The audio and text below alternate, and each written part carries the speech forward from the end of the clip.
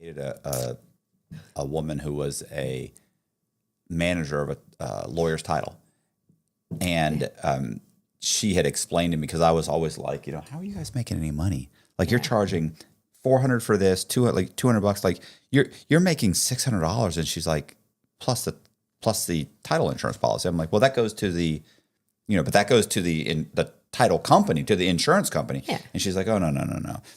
This out of this $1,500, she's like, we're getting like 60% or 70% of it back. And I was like, That's right. Really? Yeah. So suddenly it went from, you know what I mean? Suddenly it's like, you're getting $1,000 back. And she's like, yeah. So you're making $1,000 and you're making $600. So before, where I felt bad for you. Yeah. And I was, remember they used to always, if there was would come down to money, they would always go, listen, I know we're struggling over money. We're going to go ahead and throw in $200 or $600. And you were always like, oh, wow, that's so nice. Thank you so much. Listen, when I found that out and we were sitting there going, arguing over somebody's fee or something, I'd be like, listen, I'll throw in $1,000. You throw in $1,000. You guys throw in your whole fee of $600. Yeah. And they'd sit there, well, that's our whole fee. We won't make any money. Stop it. Stop. Because I'll go right now. Yeah. You're making 60% of it. And then you could see them. They'd always look like, fuck. Like, who told him that? They'd get upset. I go, you're throwing in your whole fee. Yeah. And by the way, that owner's policy, you don't really need it. And then you're like, oh, yeah. No, I never let anybody get the policy. I was like, stop it. It is. And the thing about it is title insurance companies don't pay out. Because guess what happens? If there's a problem with the title search, I get sued. The title searcher. I have to carry $1 million E&O insurance. Oh, I was going to say, every time we've ever had a problem, the title insurance did pay. Well, no, you put a notice to the title insurance that they pay. They then sue the attorney. They then sue the little guy, the title searcher, who's not licensed. Well, keep in mind the only person I've ever had issues with, it was we closed so much through lawyer's title. Yeah. And keep in mind, lawyers' title's own people are going down. Oh, yeah, because they all went to prison. Yeah. Right. Yeah. So they're not suing themselves. Like they're suing their own employee. The title searchers took a huge hit. Our E&O insurances every year were going up and up and up and up and up because we'd make a little small mistake and we get sued for that mistake. So the title insurance isn't really paying out. They're going down the line. So it's a trickle-down effect. The attorney doesn't make any issues because that's why the attorney doesn't do the title search. They hire an outside title searcher because who's got the responsibility now of the whole gamut? The title searcher. And I mean, that's what I do now. I have a title search company. And it frustrates me all the time because we're not licensed. We're not regulated. No one looks at us. I love your commercial. Like, no one's watching. Nobody's watching. No one's watching. No one's looking. Nobody's even today. They're not looking. So you feel safe. You're living in a fantasy. Yeah. Like, it's so horrible. It's true. It is true. I was going to say, I had a closing one time with this woman. It's funny. I never mentioned this woman, by the way. I remember her name to this day. Wifini Vines. She had to be. She's a big one. You know what I'm saying? She was a big one. She came in like curlers in her hair. I mean, a muumuu. You know what a muumuu is? The old Italian muumuus. Fuzzy slippers. And she was on Section 8. Wow. Like, we did the loan. So this woman, and I knew she was buying a house through a friend of mine that was an investor. And this was the first house he's flipping. And, it's funny because the photos of the house, like, it looked good, So I don't know what the amount was. Let's say $100,000, I forget. But she's buying it. She was putting down 5%. He was holding a 10% second mortgage. Okay. And that she was never going to pay. Right. Was it a bridge, like a year? No, it was like 10 years. Yeah. It looked, but we know she's not paying. Right. Yeah. So, and she knew. He's like, just for you got to sign it, but you don't have to make payments. Yeah. So she's putting down 5%. Didn't have her 5%, by the way. Like, this was one of these loans where you didn't have to have the money in the bank for 60 or 90 days. You just had to show up a gift letter. Right. Look, this person gave me this money. You didn't have to source it. Here it is. What we actually did was I said, like, how much money does she have in the bank? And he was like, she's got this much money, like $1,000 or whatever. Let's say $1,500. So we had He deposits $1,000 in her bank, or I think he deposited $1,000 in the bank account. We get a letter. Then we get a letter from showing she pulled a couple or $2,000 out of the bank, and she had $500 that she wrote a check a couple days beforehand that came out of the $2,500.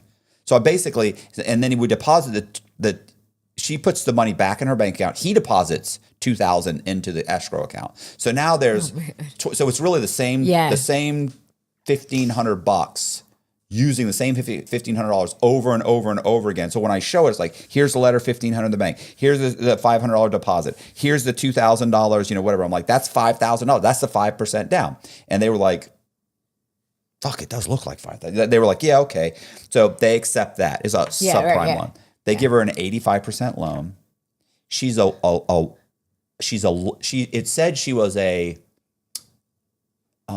nutritional specialist. She was a lunch lady, and she made just enough money. She also got money for her kids' Social Security disability, so she got that money. Like, she literally made like the DTI had to be like 40% or something, and right? you got to push through. Or it was like 45%. Like, literally, she was right at 44.9%. I mean, it was.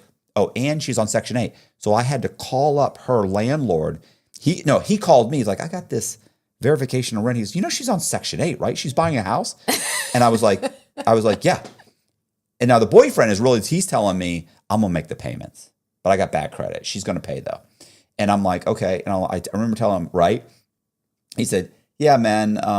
I go, yeah, but you do get paid, right? He's like, yeah, Section 8 pays me. I go, well, wait a minute. Do you have a job? Wafini Vines is the person that arranged for you to get paid. I'm just saying, do you receive, that document is saying, do you receive $700 a month for her rent? It doesn't ask where that money's coming from. Right. He's like, yeah, bro, this woman's a pig. Because I'm telling you right now, this place is trash. She should not be getting a mortgage. Man. And I said, you'd like to get her out of your house, wouldn't you?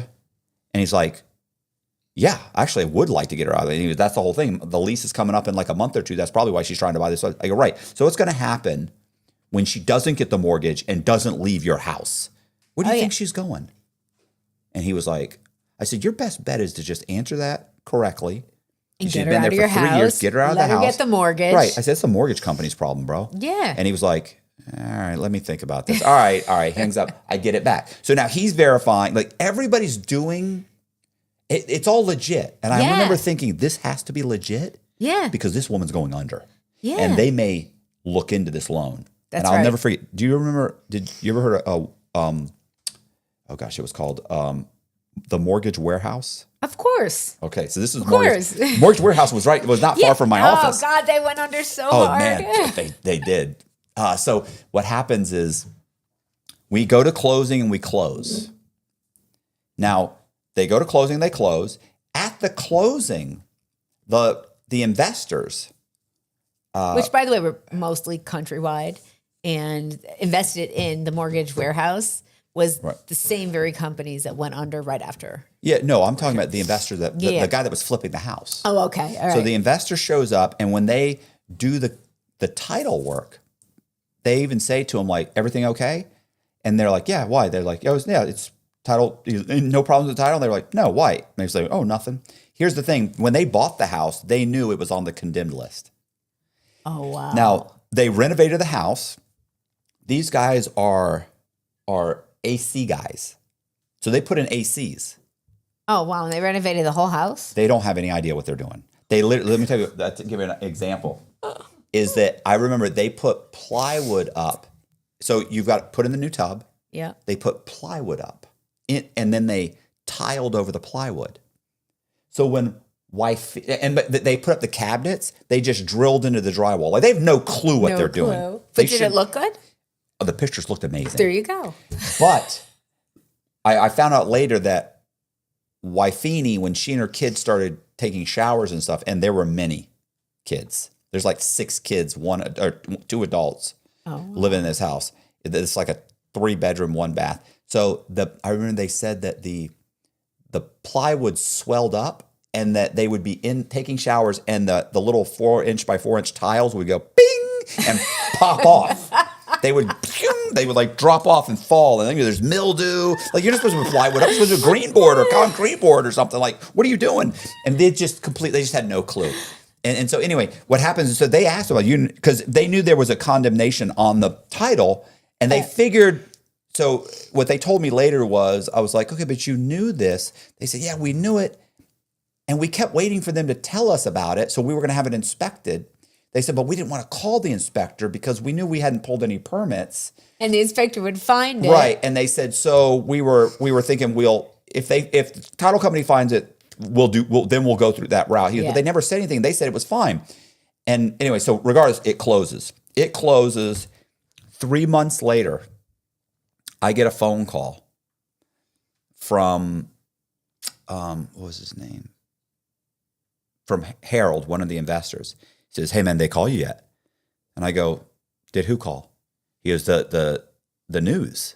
And I went, what news? What are you talking about? He's like, oh bro, Wyfini Vine's house. Like, what do you mean? They bulldozed it. What a name, Wyfini. I said, what? Of course, how can you forget? I can't remember anybody's name, by the way. I can remember Wyfini Vines. It's the best name. And I'm like, what do you mean they bulldozed it? And he goes, yeah, bro. He's like, so they pull up with the thing, and they knock on the door, and they say, what are you doing in the house? And she's like, I bought this house. And they're like, this is on the condemnation list. So they send people down, and they put her in a motel room, and they bulldoze the house. Wow. He said, I said, what are you talking about? It wasn't condemned. He goes, no. And then he tells me what happened. And I'm like, holy shit. And so when it's been 3 months. When the inspector comes in, he says this house was condemned. I don't know how you're living here. I don't know how it got sold. But when he walked through the house, the cabinets are sitting on the floor. They've fallen out of the kitchen. It's moldy all inside the bathroom on the walls. There are tiles missing. It's gutted. Like they've destroyed this house in 3 months. Wow. And they're like, it was condemned the last time I saw it 2 years ago. It's condemned now. Get out of the house. They call the police. The police push them out. So there's the news camera comes out because Wyfini calls the news. They come out. By the time they come out, they're bulldozing the house. So she's now living in a motel. And for free. I don't know about that. I don't know what's happening with that. I just know that these guys are panicked because they're getting phone calls from the news. And Mortgage Warehouse is calling me saying, we're going to we know there's some kind of fraud. That house was condemned. I'm like, I don't know. You're a title guy. You saw the title. So these pictures were doctored. No, those pictures are real. Like you guys sent. We gave you the appraisal, and you sent your own people out to look at it, like because you didn't trust us. You looked at it. Your own people gave you a drive-by review. And I'm yelling at them, but I'm also thinking. And I remember the guy said to me, and never forget. He said, "Matt, let me tell you something." He said, "We're going to go through this with a fine-tooth comb, and we're going to figure out where the fraud is because we know you had to commit fraud because I've seen that woman. I talked to her. There's no way she qualified." I said, "Listen, out of every loan I've ever done, ever, this is the one I want you to go through." That's right, because Wyfini, she's my girl. Because I remember thinking every piece of paper in that loan, because I knew this was going under. Yeah, you're going to make a couple $2,000-$3,000, but this woman's, there's no way she's going to make these payments. She made every payment. Did she really? Was only 3 of them, but she made right. But either way, and she had paid. So it's like she paid. The down payment's real. They can't tell that the money. Did she have insurance on the house? She had homeowner's insurance, but I don't think. But that didn't cover it. So here's what covered it. What ends up? Oh, by the way, the news shows up at my office. They said, "Can we talk to you about it?" I said, "Absolutely," because I haven't done anything wrong. Yeah. So I'm more than willing to, because they're talking now. Everybody's like, "Oh, fraud!" Oh, no, come to. So I get interviewed by the news. They said, and I forget how it went, but it was like, "Hey, you did the loan for Wyfini Vines?" Yes. And they're like, "Have you seen photos of the house?" They show me photos of the inside. They pull up the camera, and I'm like, "Oh, wow, that's not what I've seen." I show them the appraisal. I have an original appraisal. I show them all the photos. They're like, "Oh, wow, that's not." I go, "Yeah, go back to the appraiser." Yeah. So the appraiser said, "I've never been to the house." did she qualify for the loan? Absolutely. They go, well, she's getting Social Security disability. I said, yeah, she gets some subsidies, but she's been on her job for 4 years. She's they're like, she's a lunch lady. I'm like, well, she told me I was a nutrition specialist. She makes this much money. She qualified for the loan. I'm like, that's the mortgage company. I said, that's the lender qualified. She made processor. Yeah. I said, so I don't understand what's happening. And they were like, well, now the house has been bulldozed, like it was condemned. I'm like, well, I don't know. That would be the title company. I simply process the paperwork. Yeah. They said, well, does she have to? They said, so does she have to make these payments? I go, oh, I said, absolutely. She's still responsible for the payments, but I'm sure it'll all work out. And they go, okay, thanks. They leave. That night, we know it's going to be on like the 6 o'clock news. We turn on the 6 o'clock news. And here's what they clipped. They edited. They changed. The magic of editing is Wyfini Vines holding their kid with a couple other little snotty kids holding on to the moo as they bulldoze her house, and she's and I'm watching it like this. There, and the person, whatever, is saying, the person from the city's like, it's been condemned for years. We don't know how she got a mortgage on this property. And then they clip to me going, oh, she qualified for the loan. And then they said, does she have to make the payments? I'm like, oh no, she's still responsible for the payments. Clip. I look like a fucking monster. Like a monster. They got Wyfini. She's living Wyfini looks so great. She's living in a motel.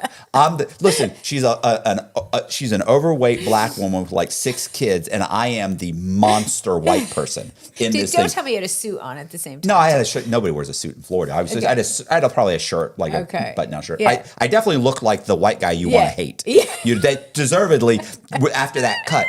So here's what's funny is that a month goes by. And Mortgage Warehouse finishes their audit of my file. They hated you more now. No, their account executive comes walking in my office and walks in. I remember she was huge, not big, but she was like 6 foot tall. She's one of these chicks that she's like 5'10" and wears heels, and she looks like a supermodel, right? She comes, and I haven't seen her in months. Because she's there like, don't go over there again. He's banned. She walks in. She says, guess what? And I go, what? She said, you cleared the audit. I'm like, really? Really? I'm like, nice. And they're like, yeah, we just got paid. She said, we just got paid back. And I went, you got paid back? She said, yeah. She said, the title insurance company paid us. She said, because they told us it was clear title. Yeah. So I pick up the phone and I call Joe at Lawyers Title.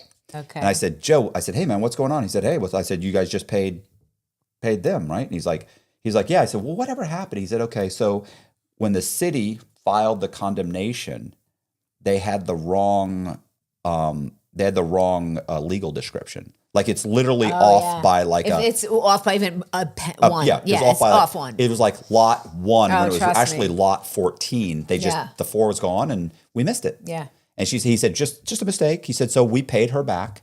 And I said, okay. Okay. And so I hung up the phone. And I call up Harold. Harold hears it. Harold's like, yeah. He's like, yeah. He said, Joe said everything's okay. I said, yeah. He said, yeah, that's great. And I said, okay. And I go, didn't you have a second mortgage on that thing for $10,000? And he's like, yeah. It was a phantom second though, because I kept telling him it's a phantom. Right, Phantom second's the word you use. Yeah, right. Yeah. He doesn't even know what a phantom second is. It's the first house he's flipped. And by the way, he's already flipping other houses now. And because this one worked out well, because they made a chunk of money. They had to. They fixed it up over a weekend with some spit and caulk. Wow. And remember they bought it for like $25,000. They made like 40, 50 grand. This is crazy how much they make. I know. And I sat there. I said, oh, okay. I said, but you have it. He said, yeah, it's a phantom second. I said, yeah, I know that, but it's a lien that's on the title. How did it clear? And I said, what? I said, it's a lien that's on the title. I said, and Lawyers Title insured it, and I said, they just paid off the first. They can't not pay off the second. It's a defective title. Right. I said, they've already admitted that they made the mistake. And he went, huh. Yeah, what should I do? I said, you call Joe. He goes, yeah, but Joe knows. I think he knows. I said, oh, he knows, but he can't say that. No, he can't. He's got to put in the claim. And he was like, All right. He hangs up the phone. Like 5-10 minutes later, He Joe, did not, Joe did he? calls me and goes, "You motherfucker. Did you just, I said, "Joe, I don't know." She's not paying him, bro. And he's like, "You know damn well." I go, "Well, you should write that down." "I'm not writing that down. You know she was never going to." I don't know nothing. I know I got a second mortgage here. I got an investor. He needs $10,000. You guys did a bad loan. You already told me. You screwed up. So they cut him a check for like 10 grand. And the whole time in the background, guess who lost their job? The title searcher who missed the little thing on the legal description. And I feel bad for her. I feel do. bad. I feel bad about that. I do. Yeah. Because that's my life. It's a horrible situation for her. What about poor Wifini? We don't know what happened I to don't care Wifini. about Wifini. She knew she couldn't afford the place. She did afford it. She paid every payment. She made every payment. Did she make the payments of the Phantom? Well, she was never supposed to. Well, see, there you go. She was never supposed to. But nobody knows that. Nobody can say that's not Yeah. legit. Well, you know? we gave a similar situation. We gave the mortgage to a what did she work? She was Friendly's waitress. And all of a sudden, one of my girls liked her, and she was all of a sudden doing closings for us. I said, Catherine doesn't do closings for us. Yes, she does. Give me one notary closing she's done for us. She's done tons. She's got So W-2s she and pay called- stubs. So I said, did somebody call you to verify her employment? Is that why? Yeah, they verified, but she's ready to sign. She's all ready to go. I said, did she actually do any closings yet? Right. Oh no, but she's all trained. So you verified she's making X, Y, and Z. She works at Friendly's. She can't afford that house. The attorney knew it. It's the same thing. They all knew it. She couldn't afford the house. But guess what? She's still in that house today without a mortgage. See? Oh, without a mortgage? Because guess who has the restitution? Who? Me. You. Well, you're a good person. You're I own the you're property. providing- It's my fault. I own the company. providing you're housing her. Yeah. Oh yeah. Great. That's good, right? It's like Really supporting single mothers. I guess. You know, like I you go to a strip guess. club, you're supporting a single mother, right? It was my It's all fault. the way you look at it. It is. It You're was my fault. looking at it wrong. That's your That's problem. it. I am helping. Yeah. Yeah. I'm giving back. Right. In fact, for 10 years, I built Evolution Reentry, never made a penny. At least with her, I'm giving her something tangible. Yeah. There you go. You really should hang out with her. Like if I'm, it's Yeah. like paying child support. Like I probably wouldn't hang out with these kids if I would. But you know, I had a buddy who's like, he would take his kids out like almost every week. I'm like, man, you're like a good dad. You're hanging out with these kids all the time. He's like, I'm fucking paying like $1,000 a month. Why for would these I kids. hang out? Why would I not take them out? So yeah. It is right. You know what? I'm going to Yeah. start thinking that way. I think I'm going to have lunch with her next week. I was gonna say, I'd have lunch with her. I'd be like, "How's my house?" I'm going to go knock on the door.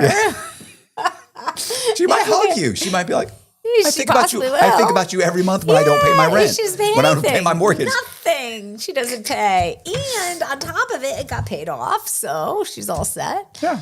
So, yeah, it was my fault, though. You know, I let too much go on. I really did. It was my fault 100%. It doesn't matter what happened in the company. I was the owner. Right. Doesn't make a difference. I would never let anybody in that company ever, even though they knew they were doing something. And you and I both know, it was normalized. It was so normalized. Like you said, everybody knew it was a phantom second. Yeah. Everybody knew it, but it was normalized. But then when the shit hit the can, let me ask you, what Wells Fargo executive went to prison? No. Well, no, none of them. Right? Not one. No. And you know what? Wonderful. And Timothy Sloan, the CEO of Wells Fargo, he just retired. I don't know if you know that. No, I'm not. We're not Well, close. what do you do when you Right. retire from a big bank like that? You go play golf, right? You know what this schmuck does? No. He's suing Wells Fargo for $45 million for pain and suffering because of all of these things that he had to do while he was Wells Fargo CEO. I had to commit massive Yeah. amounts of fraud to keep this Yes. business. He's Yeah. got PTSD. Right? And I wrote him a letter. So I'm like, What'd you say to him? I started the letter off and I was wrong, but they wouldn't work with us. And it made no sense to me. I took this loan out on our house. I paid every payment. Mm-hmm. They wouldn't settle with us at all. They hired attorneys to bury us in paperwork to try and foreclose. The money they spent trying to foreclose on our house was 10 times more than what reality was. Like they spent more than our house was worth. So I write every executive of Wells Fargo. I wrote them a letter and I said, I defrauded your bank. I overnighted it on a Friday, so they got a Saturday morning 8 a.m. delivery. Every single 8 of them, they all got it the same day. And I opened it up with, I defrauded your bank. Now, if you got that, you're going to read. Yeah. Right? And I said, I defrauded your bank and you're paid triple of what my mortgage is actually worth. I've not paid a mortgage. My poor husband, who was really the victim here because he didn't know anything about the loan. Now you want him and my kids to leave. I'm going to prison. And you want to take his house and not let him make it right. Mm-hmm. 3 weeks later, they settled with him. Nice. Yeah. Nice. So let's get back to your partner. Yeah. Is being investigated. Yep. So how does that trickle down? Your partner, which is the lawyer, right? How does that trickle down to you? To me. They find you. They find your fraudulent mortgage on your husband that you took out in your husband's name, and other fraudulent loans that were done. I'm sure he gave them, pointed them to the right direction. Okay, I'm sure he did because I moved the my lawyer house. Or your husband? I'm sure the lawyer did because as soon as I saw him on the front page of the paper, we parted ways. Right. I took my title search company, moved everything back to my house. Said, look, I can't. I've got my own issues. I can't do anything when it comes to this. So did the FBI show up at your house one day? 15 agents showed up at my house with guns drawn. Here I am, me and my husband in the shower. Kids just left for school.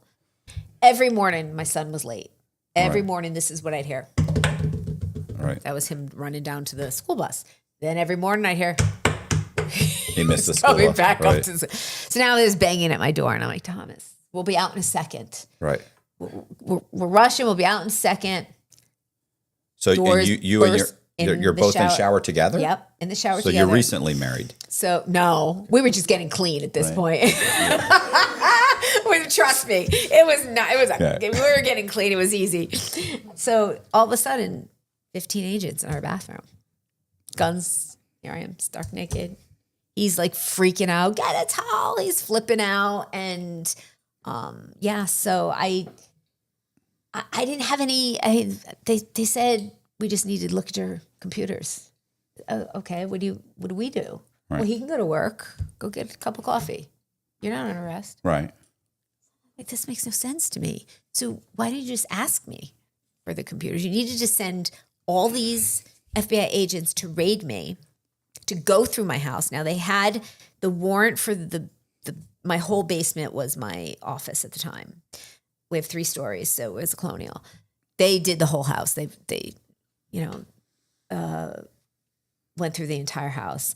They were nice guys. I mean, they were doing their job, and I sat there. I had a cup of coffee. He went to work. One of the guys said to me, look, we could take all the computers. I don't want to leave you no way to work. We'll sit here. We'll copy the hard drive on this one. So they left me a computer to work and they thought I was housing all of the files that they were looking for from my partner, which I didn't have. Mm-hmm. I was a scanner. Everything was on I scanned everything. Except the 3 files. One was the girl who was the Friendly's restaurant girl. Her file was paper. And there was 2 other files that I hadn't finished yet. They were paper, so they weren't on the computer.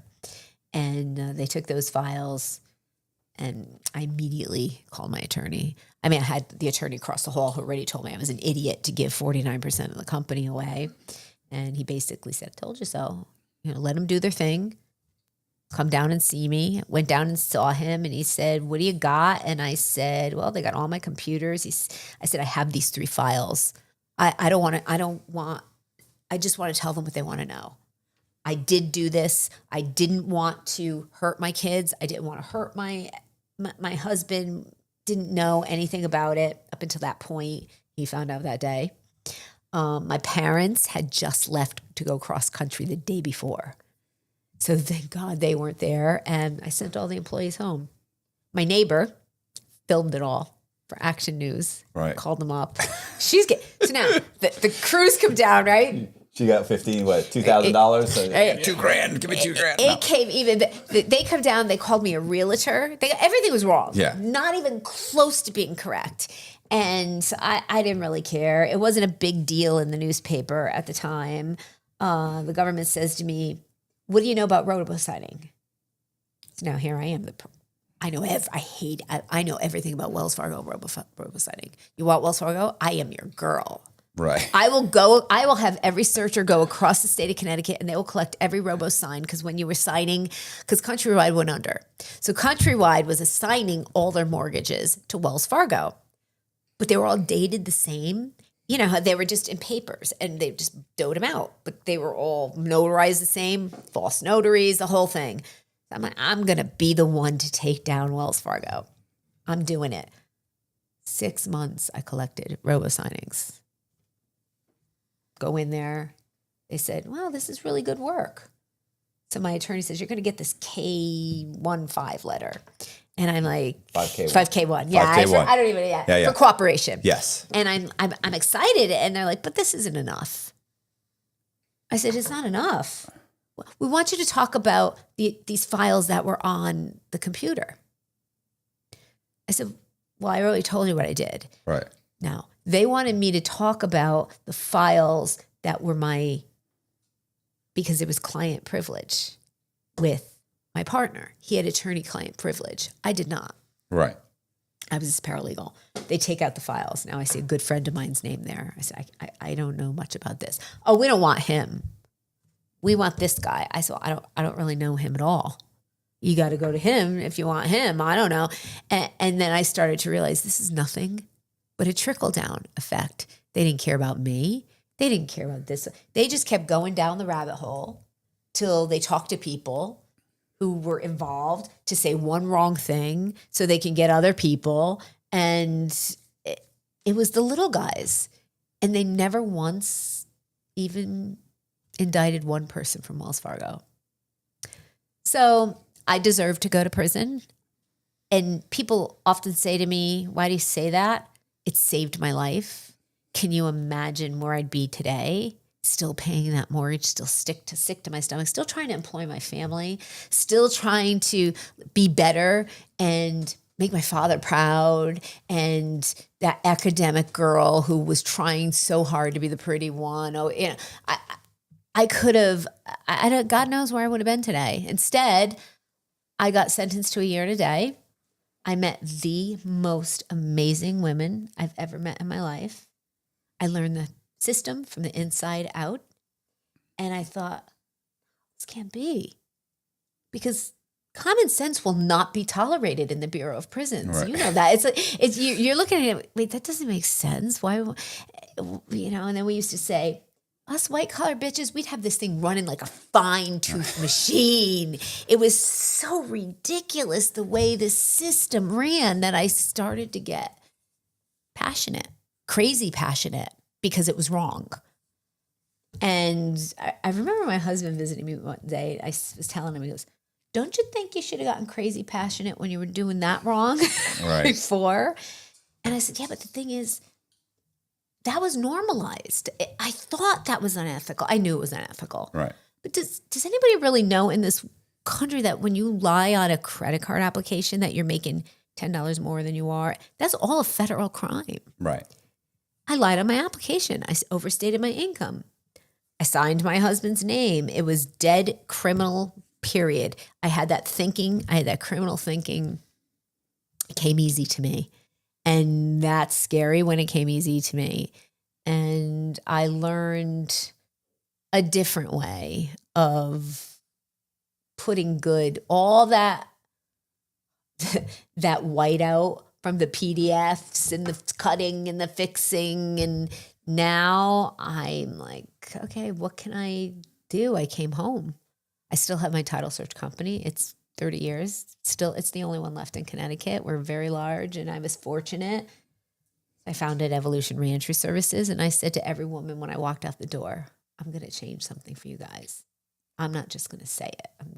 And I think I have. I went back to school. I got my master's in criminal justice. I recently finished my degree, my master's of investigations. I have forensics investigations at UNH. I won the Mike Lawler Icon Award for 2025 for forensic investigations. That shit's hard. Right. Crap, that's hard. And Wells Fargo is my number one client. Right. I flipped it around. What does the organization do? We do everything from education. We specialize in home ownership. That's my lane. Maria, my executive director, she's sitting over there. Shout out to her. She does phenomenal support. We do online support groups, very different from an online support group you recently were on. Right. Our online support groups are about accountability. They're about responsibility. We don't work with women. And this is for women that have gotten out of prison. Yeah, okay. And before when we walk with women from the minute they're indicted and their families to the time they're home. So we have my daughters speak to other daughters. My husband speaks to other husbands. We have the family covered. We never charge a dime. So I don't know. I know all these prison consultants will hate me for saying this, but people pay thousands for what? In your darkest moment?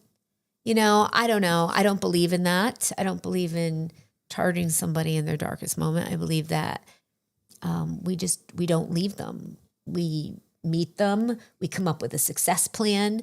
This is your plan. Where were you lacking? You need to know finances. You need support, right? Everybody needs support. Support, housing, education, where you're going to live. You need a plan before you go to prison. You absolutely need a plan. What is your success plan? Where do you look like? Do you have kids? Where are they going to be? Are they going into the system? These are all things that people don't think of, and attorneys don't. So I would do a lot of work with attorneys because attorneys don't know their client, their job is legal. Mm-hmm. They're not your social worker. Right. They're not. And so they don't know what happens. Okay, year and a day, bye. What happens after? Yeah. Right? You know what's funny? While I was locked up, FBI agents would come see me, right? Yeah. And of course, I've met multiple FBI and Secret Service agents after. It's always funny to me that one of the first questions they would say is like, "What's it like in here?" Yeah. And I would always think, shouldn't you kind of know that? But then no. As soon as the investigation's over, they hand them off to like they're in the system, and then they don't even show up for court unless they're asked to show up to talk. Like they might hear 6 months later that that guy pled guilty. You can close the file. He just got sentenced to 12 years or 50 years or whatever it was. But they don't ever really know what it's really like in prison. I was always shocked. It's the same thing with lawyers. The clients would say, well, what do I say, when I get to prison? They'd be like, oh, just, what do I tell them about my case? It's a blip. They just tell them that your lawyer said not to talk about your case. Yeah. Well, if you're a white guy and you go to federal prison and the white guys approach you and say, what are you in for? My attorney said not to talk about the case. They think you're a sex offender. That's absolutely immediately you got a problem. Yeah. It's just not, or they think you cooperated, or they think, and you're like, it's only I was like, why would your attorney say that? Because they just don't know. No, they don't. And they wait. And these women, they're on I have one woman that's been on pre-sentence 7 years. She's getting sentenced in June. I was on pre-sentence 5. That's after 5 years, you're not even the same person anymore. I was sick to my stomach all the time, waiting, because you're waiting. Then you got that hope. I'm not going to go. How can I possibly go to prison? And then I realized prison wasn't punishment to me. It was punishment to my family. Right. I went to a camp, and in a camp, I met incredible women, and I laughed. I don't make prison out to be this beautiful thing, but it's not. A camp is very different from, a regular prison. But my kids left, they didn't have a mom. Can you imagine if they stuck an ankle bracelet on me and made me go back to the very same company and fix the holes that I was able to get through, and I end up doing it now anyway. Right. I'm an investigator for mortgage fraud, deed theft. That's what I do. I'm probably the best in New England. I can you're humble. find it. Yeah, that's the one thing I am definitely not humble about, especially after my last one. I'm kind of, I've learned that it's okay to say you're good at something. I'm a work in progress. Do you see more and more like title issue or title frauds, and like it's like all the time now where people are just taking people's the abandoned properties, or they're moving into people's properties and changing the title, or it's like so when reckless. I did it, it was like unheard of. Nobody, right, yeah. Every once in a while somebody would do it. Now it's like all the time, bam, bam, bam, bam. I mean, it's constantly. It's because it's the most reckless. Remember the mortgage industry in 2008? That's the title industry today. I spoke up in Connecticut. Title searchers are not licensed. Mm-hmm. Any idiot could be a title searcher.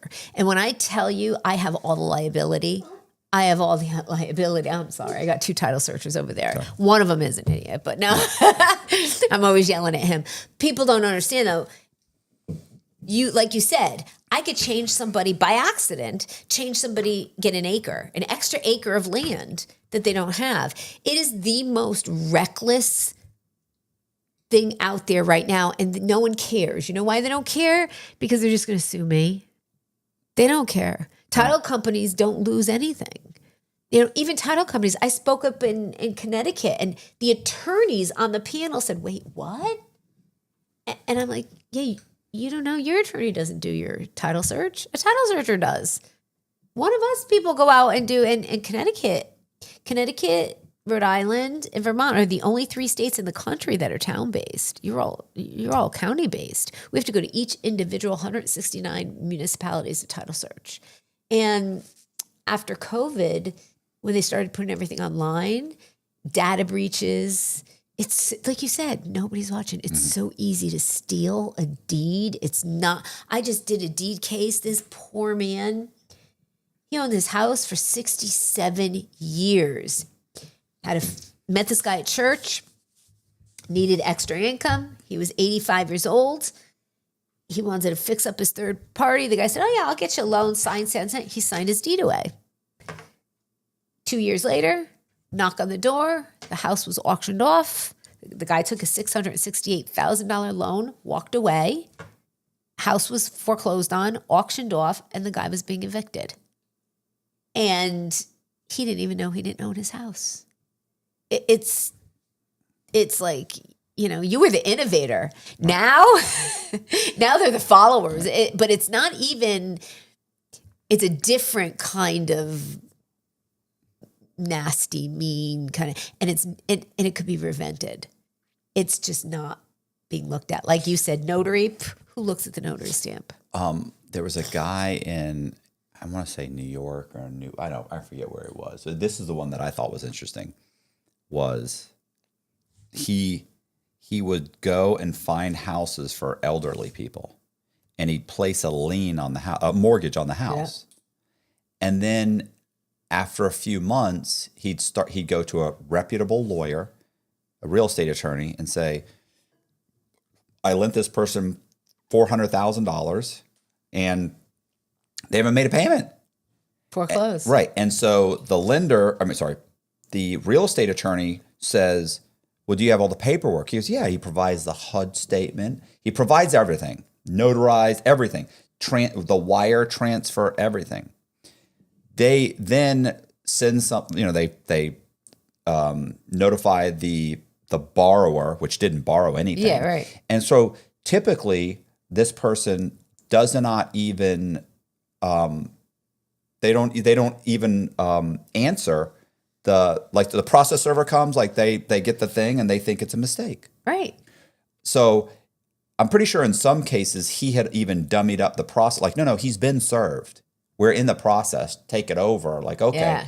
And so this guy starts the foreclosure, files less pendants, gets filed, mailed. But the person 75 or 80 years old, they're not even paying attention. It's too hard. Right. Or even some cases, it's going to the wrong address, because this happens to be a brownstone that's vacant, or it's a renter. Or they could change the address to a mailing address. Yeah, it's a renter, whatever. So at some point, they get in front of the judge, and the old borrower here, he shows up, and he's saying, Your Honor, I don't know what's happening. I didn't borrow any money. The attorney that the judge sees every couple of days, he's like, Your Honor, my client, Mr. So-and-so, such and such, I've got the documents. We can see the wire transfer.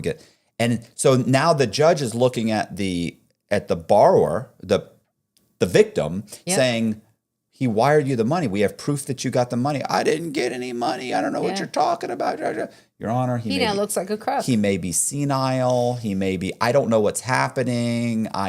And so they end up foreclosing. Like they said some people were put out on the street. Like there was an old woman that I think owned 3 or 4 properties. This guy foreclosed on the properties. Some of the properties are just vacant.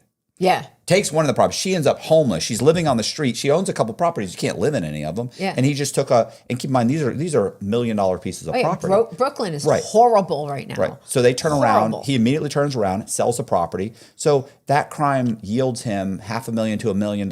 And everybody involved in this process is just doing what they do in a normal day. So the process server serves them. I don't know what this is about, sir. That's all cares. I need to know. Yeah. The real estate attorney, I'm just doing what I do. I'm foreclosing. This is what I do. The judge, I see this guy every day. We've never had this. You know how many victims come in here and try and fight this and say, oh, they didn't disclose this, or I don't know what you're talking about. I got an 80-year-old man here who's saying he doesn't know what they're talking about. Okay, sir, I suggest you get a lawyer. I can't afford a lawyer. Okay, well, you got the money. There's a statute of limitations, 6 years. For what? Oh, to try and go back and correct it? Deed theft, it's 6 years. That's it. Well, so this guy did this for years. He only about a year or so got arrested for it.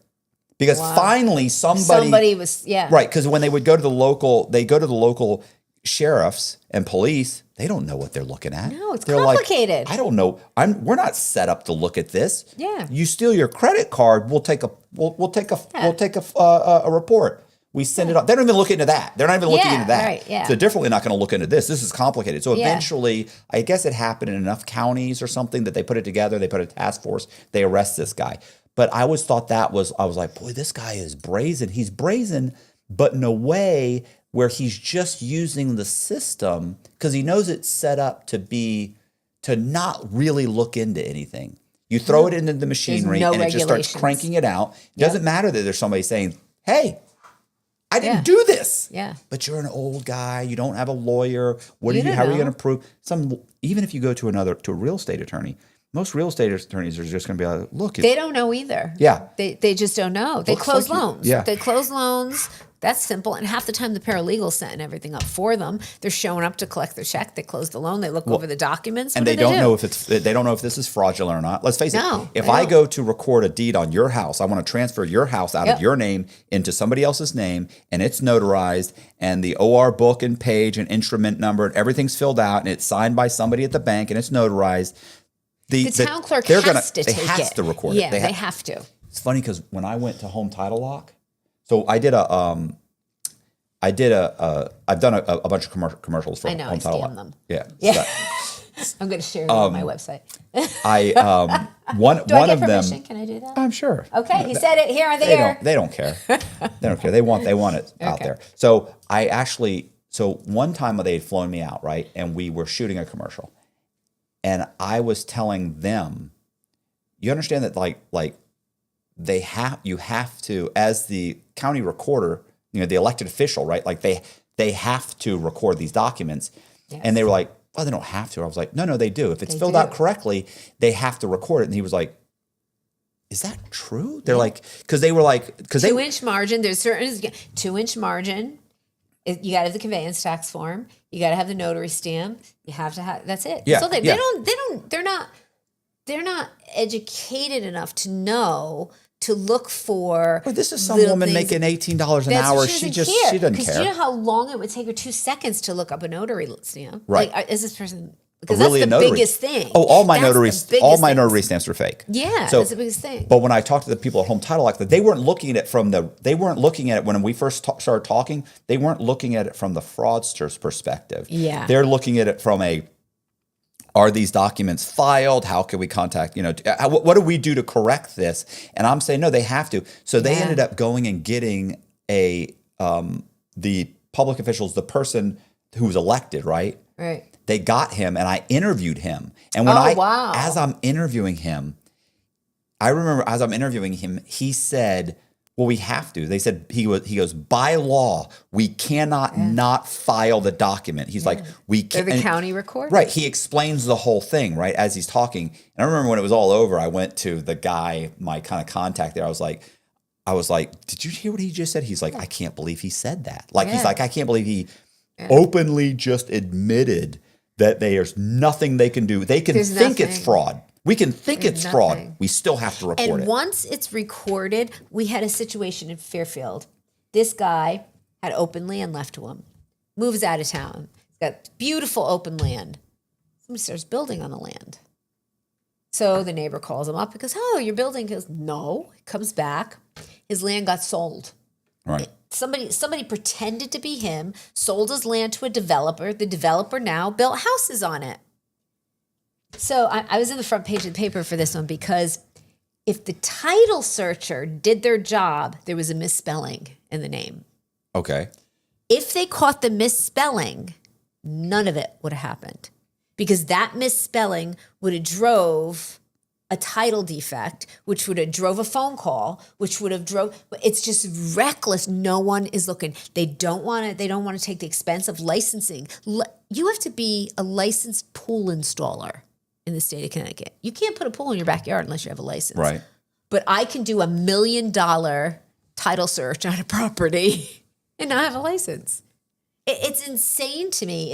It's almost wanting fraud to happen. Right. It's leaving those openings. It's kind of like one of my clients. I told you earlier about my client who stole $45 million from the DEI officers at Meta. Right. How is she able to do that? How is somebody able to steal $45 million from an organization, a technology organization, as the DEI officer? There's holes. There's holes in it. So I think that these organizations are better suited hiring people with criminal thinking who could stop it. Right. It's because I could stop it. I know what to look for. You know what to look for. You know? Yeah. I was going to say it's kind of like Snowden. Right? Yeah. Like once he was, kind of like, look, once you're on the inside, it's you're a kid in the candy store. There's no governors to stop you. Nobody's looking over your shoulder once you're in the building. You're just getting in the building. Yeah. Like, and I think that's the major problem with and I also think that people in general they don't know what to look for. They're not looking for things. They're not trying. They're not thinking fraud. Like you don't want to fraud. I always say this whenever I do keynote speeches for like banks and credit union stuff. Yeah. And of course they always ask the same questions. It doesn't matter where you are. You always get the 5 or 6 same questions. One of the questions is always like, what can we do to prevent this? And it's like, well, first of all, you can prevent it. Yeah. But it would be so burdensome and so expensive because you'd have to check everything. And people don't want to catch fraud. Like if you're a teller, I don't want to catch fraud. I want this check to be good. I want it. You're going to be late going home. This is a lot of work. If you're a loan officer and if the loan goes through, I get a check for $800 or $2,000 or whatever it is. If I catch you in the fraud, I get nothing. I probably don't even necessarily get an attaboy. And now not just that, I'm not able to. I'm losing hours because now I have to go and explain it and talk about this. I might have to talk to law enforcement. Might come in. I might have to go to a trial. I might have to go and fill out police reports and do like I don't want to do all that, bro. I want this W-2 and pay to look good. I'm going to look at it and this looks. I want to stand there. No, I'm just going to say I didn't notice that. I'll stick it in the file. Hopefully, underwriting doesn't notice it. If they don't notice it, or I'm just going to put the information in and go through. Like I don't want to find this. Yeah, it's the same thing with intuition. There's tons of times when people's intuition, I was in a bank defrauding the bank or doing something wrong, and the persons you could tell, they would even say, I feel something's not right here. And I go, really? And I just keep going. Well, what is it? And they go, well, your credit report says this. And I go, oh, okay. You sort of question it. What do you mean it says that? Exactly. That's crazy. Yeah. Well, and then I'd provide I'd already know it was a possibility. So I provide additional documentation. So now you're Can you help me? Can you help me fix it? Well, not just that. The person that I think is benefiting from the fraud, I'm now allowing that person to provide additional information to help show me that it's not fraud. Like, I'm the fraudster. Yeah. Do not accept additional documentation to prove from the fraudster that he's not a fraudster. That's Bad right. idea. And you knew it. Yeah. Your intuition told you something was wrong. Yeah. You ignored it. You went, oh, okay. Anyway, and you kept going. Yeah. It said fraud alert on my credit report. Yeah. You still kept going. Oh, yeah. And it's the same thing. Now they have these things where you could sign up at the town hall. So if there is a change in your deed, they could let you know. Right. But it's still too late. Once it's recorded, do you know what it's like to untangle title? Yeah. If it's expensive. If you have to hire a lawyer. Yeah, because expensive. Like with the place in Brooklyn, I mean, the guy took the money. You'll laugh at this one. He took the $600,000 from this house that he stole. Right. Bought another house. He had an IRS charge. The government retained the fee, the money he made from the stolen house for his restitution. They took it for his restitution. So now the government isn't even looking at how did this guy get all this money? Right. Oh, look, there's money there. He owes restitution. Let's just take it. Let's not figure out how he got the money. Let's just take it. And nobody cares anymore. Nobody seems to, maybe I've gotten to a point where I have way too much passion because I care. It bothers the hell out of me when I see, I want to wrong it. This title industry bothers the hell out of me because it's so easily fixed. Licensed title searchers. Don't send your searches overseas because I hired 5 overseas searchers, $5 a search. $5 a search. Out of those 5 guys that I hired, I gave them each 10 searches. Out of those 10 searches, I had 4 major wrong things happen. But it saves money for the title companies now. They don't even hire. That's why we're the only, we're not better. We're the only company left in Connecticut because I refuse to let them beat us because they just send it overseas. It's getting more reckless. It's okay, well, let's not even have them do it the proper way. Let's send it overseas because you can do it online now. No, you can't. You can't check building zoning permits online. You can't. You can't check a lot of sewer liens, water liens online. They're in separate water lien books. You cannot do a proper title search online. So they're just saying, oh, that's good enough. Mm-hmm. That's good enough. If there was a title policy written somewhere down the line, then it must be good. Must be good. I was going to say, when we were talking about you were talking about the notifications. Yeah. So if you're a regular person and you buy a house and you close on it and you sign up for the notification, you get notified. And I get notified that my deed was just transferred to another person's name. Yeah. What do I do about it? Like the average person doesn't know what they're like. Okay, great. What now? Yeah, let me go down and tell. Yeah, what I'm going to tell law enforcement? Law enforcement's going to say, it's a notary. It sounds like, or even if they say fraud, they're going to be like, that seems civil. Like you probably need an attorney. They're absolutely not going to take the time out to say, let's look at the signatures. Do they match? Let's look at. Well, even if they're not going to launch an investigation into getting your deed transferred back. Like you now have to hire an attorney. Yep. You have to try and have attorney has to file paperwork. He has to pull all the documents. He has to put something together. Yeah. He has to go back in front. He has to sue for quiet title. He has to try and make all these corrections. In the meantime, I promise you, I've borrowed at least 3 mortgages on your house. And the reason why we ended up retaining our house after all of this, I paid Wells Fargo. I refinanced, paid Wells Fargo back. The government said to me, well, no, you didn't pay them back. Your husband paid them back. So what difference does it make? I still pay my restitution. We don't owe them a dime. Still pay my restitution because they don't get it. They don't get title. So while I pay my restitution every month, we beat Wells Fargo. We have our house free. I mean, the house is in a good position now. The title's perfect. We fixed title. But unless you know how to do that, we would have had to spend hundreds of $1,000s to do that because we were getting buried in paperwork over our heads, just buried because to foreclose, people don't have a chance because they're getting buried in paperwork by these foreclosure attorneys. Why? not because the banks want your house, because the foreclosure attorneys make money every time they bill the bank, and the banks aren't watching. Again, they're not watching either. They're just getting these bills in. They're paying the bills. They're burying people in home, over their head. So now the house is worth $100,000. Guess what? They just spent $300,000 on, and that's where Evolution's working on our home ownership program. We're going after foreclosed homes. There's 126 empty homes in New Haven, Connecticut right now. Why are they empty? Why do we have a housing problem? Why do people come home from prison and not have a place to live? When there's an empty house, nobody's paying for. Okay, why don't the bank either donate that house or give us a year rent-free? A year rent-free to get that person up and running. So we did place one woman, and she's closing on the house next week.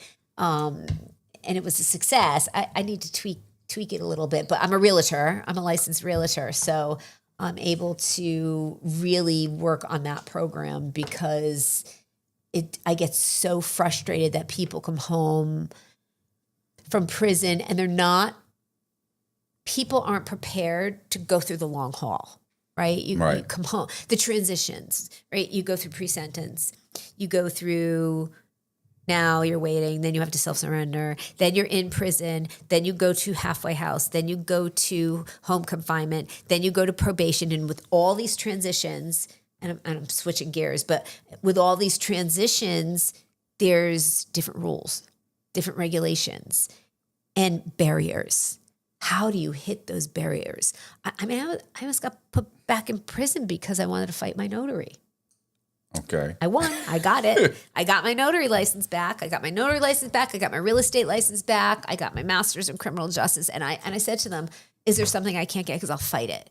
Just so the woman who comes home after me knows you can do it.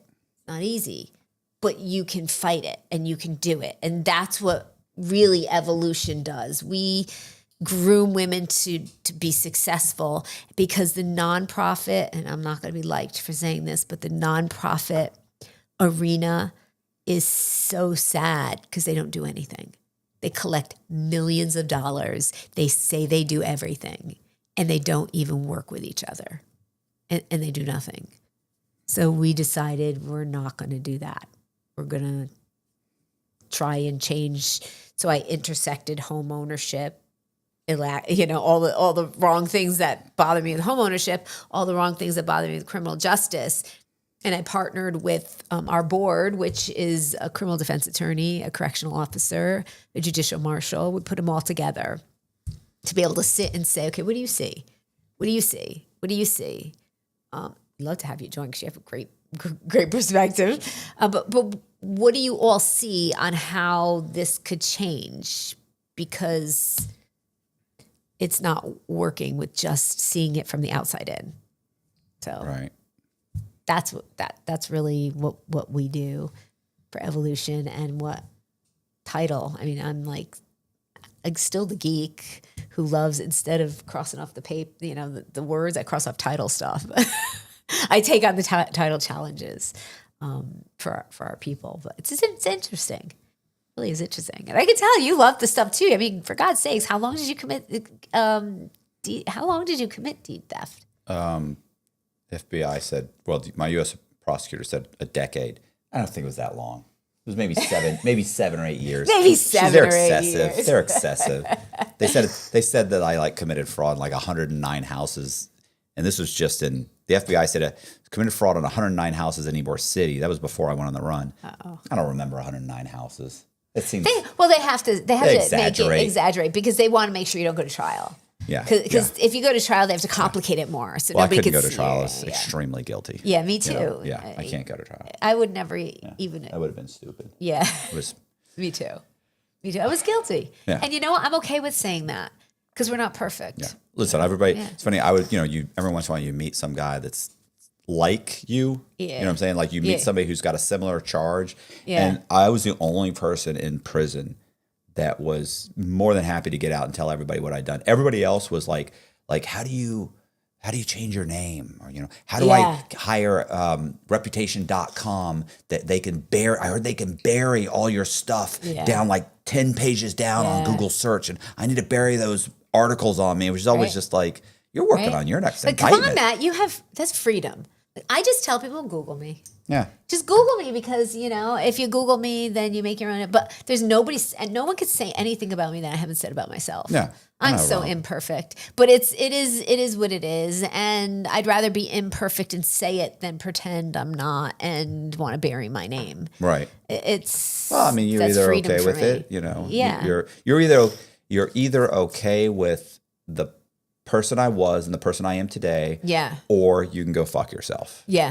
And that's it's a great equalizer, right? It's a great thing that says, hey, this is somebody that if they're not okay with it, great. I don't want you you don't want me in your life and I don't want you in my life. Yeah, I don't exactly. need that. I'm still learning I'm that. good with these people, Yeah, I'm still learning that because I'm going through the cancel culture, right? Because in the space, when you do well in the criminal justice space, the people that you used to do well for, now you're doing well for yourself. So they start to try and, cancel you out. And it's the best thing that's ever been. There's always those people. Oh, it was so good. That person, dude, he's a scam artist. He's a scumbag. He says, yes. Yeah, all those things. You did something. My attorney said to me, you did something right. You're in 2 textbooks. I'm like, you're right. I did something right. Yeah, I'm a case study now. Yeah, right? I opened up a textbook in school and I'm like, oh my God, that's my name. Yeah. And I was humiliated at first. And I'm thinking, that's pretty cool because that's Martha Stewart right next to me. I was going to say, the first time I read an article about me, like they kept describing me as a con man. And I remember thinking to myself, like, you don't know me. Yeah. I can't believe they said that. And now, whatever. 15, 20 years later, I read that article. I'm like, yeah, that's pretty accurate. That's pretty good. My car was silver. It wasn't gray. But other than that. Yeah, it's like I wasn't a real estate agent then. I was a paralegal. Yeah, this says I'm 5'5". I'm 5'6", damn it. So other than that, it's pretty accurate. So. Yeah, and I'm okay with that because I wouldn't have gotten to where I am now. And I'm a work in progress, but I'm certainly not the person 10 years ago who was such a mess and so afraid of failure. Yeah. Like so afraid of failing. Can you imagine so afraid of failure that I committed crimes? Yeah. Everybody's always stupid. I always say everybody will, in the right circumstances, I think pretty much anybody will commit a crime. Yeah. But I also think that, that was my go-to move. You know what I'm saying? Like that was my, a legitimate guy would have been like, or a decent person would have at least gotten a second job first. Mine was, I'm not getting a second job. I'm going to wipe this out. Yeah. I'm going to fix this. I'm going to change that. That's my go-to move. Yeah, but that was all of the mortgage. That wasn't just you were raised that was instilled because it was normal.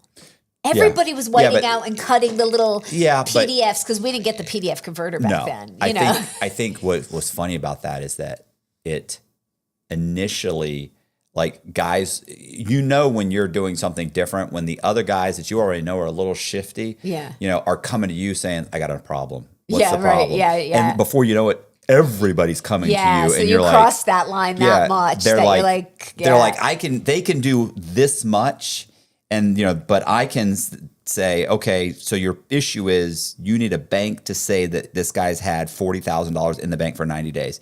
Yeah, bro. Like I don't know what to do. I got you. Yeah. I happen to have already made a fake bank that, I've already, how am I going to, but they want me to send the bank statements. I already have blank bank statements. They're like, they're just like, holy Jesus, hold on. I got a thing. Let me change this. What's the guy's name? Okay. Make sure I spelled that right. I'm dyslexic. And then, you just print it out, put it in, fold them up, beat them up a little bit, stick them in pre-made envelopes. I glue it shut and then tear it open like it would make a copy of the envelope. Well, why? What? Make a copy of the envelope. It's just extra. It went through the federal mail. It makes it real. Or give them. Sometimes I'd send in the actual color bank statements to the underwriter. Oh my God! Because you get the phone. That is something. They'd call you up. They'd be like, you thinking, sent us the original. I'm like, oh my God, did I? Can you make copies and mail that back? And I go, oh, and since you got them, can you stamp them like originals? Like, oh yeah, no, of course, knowing. They're not going to call now because they got the originals. They got the originals. Not even realizing, like, I can make a color copy, But if they did, it's okay because the cell phone's right there. I can pick up the cell phone and, Oh, God. Your poor guy over there, he just sits there and shakes his head. Listen, this guy, the first Like one of the first, he had no idea what he was getting into. Was it Mike Dowd? Mike Dowd. Oh, Mike Dowd was here. He's like a legendary crooked cop. Like our first podcast, Mike Dowd's saying insane stuff. I mean, he's talking about, shaking down people, stealing from them. And I mean, just all kind, just beating people up and doing all kinds of stuff. And he's sitting there like, what the hell's going on? And by the second or third one, we got guys jumping out of windows, fighting, beating up each other with baseball bats and stuff. And now I have to go back and look at some. Now Colby said when his friends will come to him and they'll be like, yeah, this happened. And, Colby will be like, nah, he's probably going to get out on bond. He'll get bail. Yeah, because they don't really have him for that. Or he'll go, I don't think he'll get 10 years. I think he needs to cooperate. Or he's like, he needs to cooperate. Or he's going to prison. I'm like, that's not bad. Yeah. He needs to get that K5. Yeah, whatever it is. He's going to get a camp. He's going to camp. The first 10 years are the hardest. Yeah. That was what you said to me. Yeah. I think the first time I talked to you, you said the first 10 years are the hardest. You did 13 years? The first decade's the hardest. Yeah. It's either if people laugh, you can tell if somebody's got a good sense of humor. Yeah. If they laugh, or if they're just like, I guess so. You're like, okay, never mind. Yeah, we're not going to be cool. Like, I could tell you don't have a dark enough sense of humor. Yeah, no, you definitely have to have. I do. I thank you for having me on. Yeah, This is so much fun. Especially to talk to somebody that knows title. I never get that. Yeah. What's funny is, I'll listen. One thing. Remember, I just told you about the guys would be like, "Hey, bro, like, how do you change someone's name?" Because I actually, you'll like this. I actually put an ad in the newspaper. Good credit, bad credit, no problem. Call now. Free applications available, and the phone number. People would call. This is back when you could do that. Now you probably have to put it on Craigslist or whatever is popular now. And people would call you, and I'd answer the phone. United Capital, United Capital Lending, how may I help you? I can take it. No, I can take an application. Hold on, let me get you Tom. Wait, no, you know what? Hold on. I'll just take one. I can take one right now. And I take their application. They give me stuff. So I actually, Tom's busy. Yeah, he's busy. So I put him on hold too. Sometimes you put him on hold. You put him on mute, and you sit there for a little bit. You click back. Hello, you still there? Yeah, hold on. You wait. Okay, listen. Tom's busy. I'll go ahead and take an application. I don't normally do this, but I'll do it for you. I do it for you. So I take the application, and then I had taken a bunch of. This was initially how I was stealing the identities, and then So you know what I would do, because I couldn't pull their credit, right? Because this is when I was on the run. Oh, that's right. Yeah. I would. Oh, you were already on the run. This is when I was. This is how I was doing it. Well, if I wasn't on the run, I'd just go into the file cabinet. So while I was on the run, I was doing this, and then I would call another mortgage company and say, I work for an app taker. We have an extra 13 apps. Can we send them to you so you can pull these people's credit and call them back? Get out. And then they'd say, yeah, absolutely. What are they going to say? No. Yeah. No, we don't want 13 extra leads. Like, and they'd always like, well, how much? No, bro, you don't understand. We sell so many a day. Yeah. We didn't say there's 13 left over, but I need somebody to call these people within the next 12 hours. You have to pull their credit, call them, send them over. So now these people get a return phone call, so they don't think anything's wrong. So, but I'm now the conduit, right? I'm in between, so I've got the information. They got Anyway, I stole a bunch of them. So one time I stole a guy's information. I then went to a lawyer and I had his name legally changed from Michael Eckert to Michael Johnson. And I feel bad about that. God, I don't know what happened to Mr. Johnson that doesn't know. At some point, he's going to realize, what is going on? This isn't my name. Why are you calling me? Well, you're Mr. Johnson, aren't you? And they're going to be like, no, I'm not. So anyway, so guys would come up to me in prison. But this is a licensed attorney. Yeah. Well, because keep in mind, I went and got a driver's license in North Carolina as Michael Eckert. I went and got an attorney. And you know how when they write up a little motion? Yeah. They want you to find two people that will go get a document notarized saying they've known you over 3 years. Right, exactly. I was in Charlotte, North Carolina for 2 months. And we'd made some friends, and I said, "Hey, man, by the way, I'm like, yeah, but it says, you have to have known me 3 years. Yeah, I don't care. Yeah. And they'd sign it and notarize it. Fine, no problem. And then he takes his little motion plus the two people, files it with the court.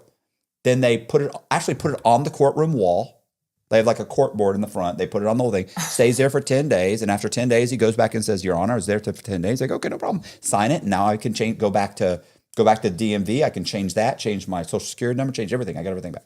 Anyway, that's not the point. Point is that like, this is insane. So one of the things I did was I had bought a house one time and the person they had a mortgage, a second mortgage. The woman was retired and she owed back on her homeowners association dues of like $7,000 or $8,000 for a condo she had. So there was a lien on her property. I satisfied that. It didn't matter what you had. I'm satisfied. Everything on that everything on that title, I'm satisfying. So I'm like, bam, bam, bam. I'm satisfying everything. And I remember the chick I was with at the time. She's like, well, we would go down. And like I said, we're not licensed. We don't know what we're doing. We're just pulling everything on the title. And we pull it and I'm like, I don't know. It looks like I'm not positive what this is. I'm like, I think she owes money in Miami for a condo. And they're like, God, she hadn't paid in years. How much is the fee? I'm like, I don't know. It's like, I guess she was like $7,000. This was filed months ago. And I'm like, she's like, what are you going to do? I go, well, we got to get rid of that. Like, that's got to go. You actually put a satisfaction on it. I said, well, it'd probably be like a release of lien. Because I don't want to make them all looked at. And I don't know if this is even, I don't know if it's called a release or a satisfaction. I don't know. I'm assuming they're synonymous. Yeah. And so I did that. Both, yeah. And I remember I satisfied a loan one time in the name C. Montgomery Burns, the aging tycoon from The Simpsons, and notarized it, which every time, which I thought was funny. But when I went in front of the judge, like no sense of humor at all. This guy. No, you think? He's a stick in the mud. You'd think a judge would have a sense of humor. You would think he would have been like, oh my God. Like, yeah, you would think so. And he even says it in my transcript. He says, I mean, this isn't the worst thing. He said, but the Simpsons character. and he just kept on going because I'm sitting there thinking, you want to say, like, desperately want to be like the Simpsons, right? Like, right? Come on, that's smart, right? Like, come on, that's funny, right? Like, it's like doing a macaroni. Right. It's kind of like, right? Who has macaroni? Like, come on, like that's how stupid this crime. That's how easy this crime is, right? Like, I actually had initially filled out Bartholomew Simpson. I was going to have the notary from The chick she's freaking out. Absolutely not. You're not. I'm like, no, how funny is that? We'll do the whole, it'll be a theme. No, it's a theme satisfaction. No. Let me ask you, now that you think back, because you have such a great perspective on, I did this, and it is funny when you think about it, right? Like you think about the crazy things you did and where you are now. How are you so accountable? Well, you're so accountable. Serious, we quick. need to teach like how half about that the when we women, were laughing right? and joking? Half of now the she's people, all but half accountability. Half the people we know, we need to meet you because how do you get people that accountability? I try and they just look at me like, why do you tell people? And I'm like, because it's who I am. And think about how ridiculous I was.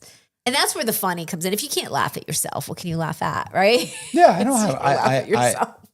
I mean, why wouldn't you? You know what I'm saying? Like I have so many, I have enough issues than to walk around apologizing all the time or hiding from something. Like I'm going to hide the rest of my life or like, come on, man. So what do you say to somebody who's just been tagged with all this money and they say, I didn't do it?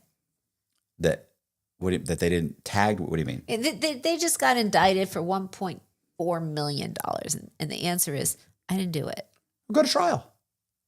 Yeah, but they say if I go to trial, I'm going to... Well, you didn't do it. You can prove it in trial. See, that's true. You know what I'm saying? And they're always like, well... I can't go to trial. Immediately, the trial tax. Yeah, immediately it turns into, well, you don't understand. See, what happened, what happened was that so-and-so, and so, okay, so you did See, what I get is my attorney told me I can't go to trial. Right, because you'll lose, because you're guilty. Because you're guilty. Yeah, right. So I'm not being too, like people say, you're so blunt. But I'd rather be blunt than sit there and slowly. Well, I mean, listen, I'm not going to play the victim the rest of my life. It's too fucking, it takes too long. It's too long. I can't, you don't understand. Everybody was doing it. And I didn't know. Really, you're so stupid that you didn't know. Yeah.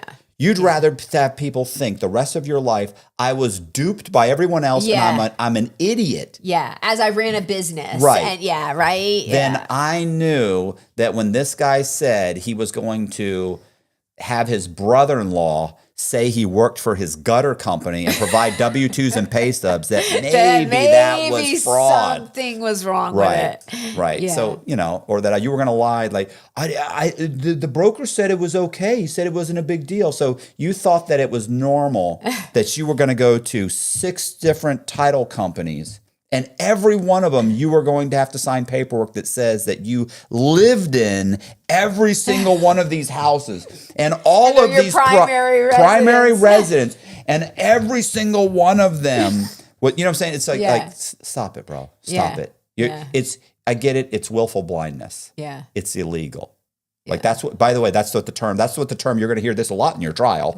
Willful blindness. Yeah. Well, the broker said that was okay. Like, cut it out, man. Stop. Relevant conduct. Yeah. It's all relevant conduct. Yeah, you're done. You're done. You knew it. Yeah, that's what I got that. Relevant conduct. Right. So I'd rather say, I thought it worked out, and I was wrong, and it didn't, and I got caught, and I got jammed up, and now I'm having to do 3 years with you people, and I'll be making payments for the rest of my fucking life on $6 million or however much that you owe, and that's it, and It is what it is.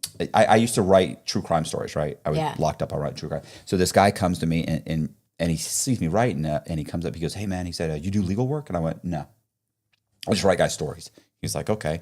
And I said, "Why?" He said, "Well, because I got I think he got 3 years." He said, and I'm sure the story subtly changes every time I change it because I can't remember the exact thing. But he's like, he got 3 years, and what he had done was he said, I'm fighting my case. I'm like, he only got 3 years? Yeah. And he goes, I'm fighting my case. I said, I said, why? What's wrong? He's like, well, bro, like, I just think I shouldn't have gotten I shouldn't have got 3 years. I go, well, what happened? He's like, well, I own a trucking company, and he figured out that Johnson & Johnson, which he was picking up and moving stuff with, they just weren't paying attention. Anything he invoiced him for, they get. He said, so I was invoicing him, and he ended up invoicing him for an additional like $3 million over the course of 4 years or 2 years, whatever. And I was like, okay. He's like, so I'm just adding pallets that I'm not moving and charging them. And anyway, he's like, they just never checked. He said, so 4 years go by. He said, eventually he told another trucker that was a friend of his about it. He gets caught. He tells on him. He's like, so anyway, it was $3 million and this and that. He's like, I got 3 years.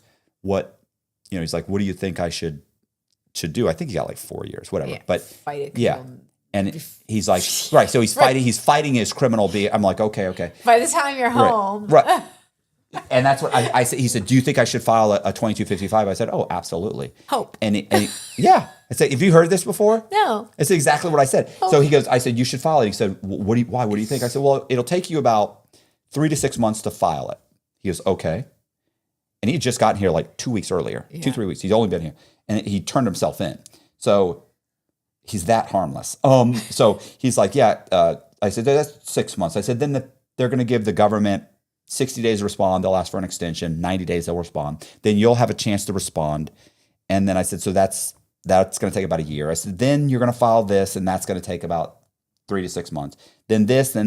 I said, so at that point, the judge has to make a decision. It'll take him between a month to 3 months, maybe 4 months. Yeah. And I said, at that point, you'll be denied. And he was like, well, what do you mean I'll be denied? I said, well, at that point, they'll give you the denial.